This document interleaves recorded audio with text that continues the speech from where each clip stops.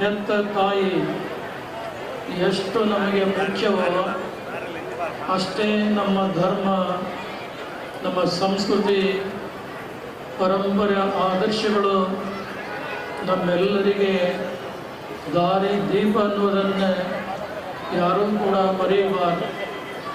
ಈ ಭಾರತ ಪುಣ್ಯ ಭೂಮಿಯಲ್ಲಿ ಏನು ಆಗಿ ಹೋದಂಥ ಆಚಾರ್ಯರಾಗಲಿ, ಋಷಿಮುನಿಗಳಾಗಲಿ, ಸಂತ ಮಹಂತ ಶರಣರಾಗಲಿ, ಜಾತಿ ಮತಗಳನ್ನು ಮೀರಿ ತಮ್ಮದೇ ಆದಂಥ ಉದಾತ್ತ ಭಾವನೆಗಳನ್ನು ಎಲ್ಲರಿಗೆ ಬೋಧಿಸಿ ಸನ್ಮಾರ್ಗದಲ್ಲಿ ತಂದಂಥ ಇತಿಹಾಸವನ್ನು ನಾವೆಲ್ಲ ಕಾಣ್ತಾ ಇದ್ದೇವೆ.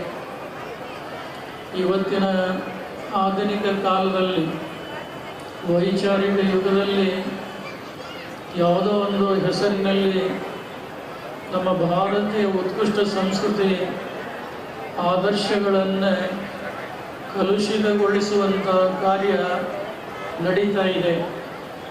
ಅಂಥದಕ್ಕೆ ಪ್ರಜ್ಞಾವಂತನಾದಂಥ ಯಾವುದೇ ಮನುಷ್ಯ ಅವಕಾಶವನ್ನು ಕೊಡಬಾರದು ಅನ್ನುವಂಥ ಮಾತನ್ನು ಹೇಳಲಿಕ್ಕೆ ಮರೆಯುವುದಿಲ್ಲ.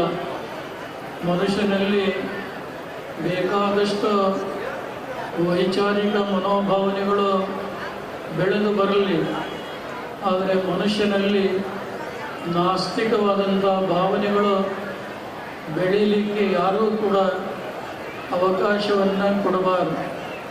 ವೀರಶೈವ ಧರ್ಮದ ಪಂಚಪೀಠಗಳು ತಮಗೆಲ್ಲ ಚಿರಪರಿಚಿತ.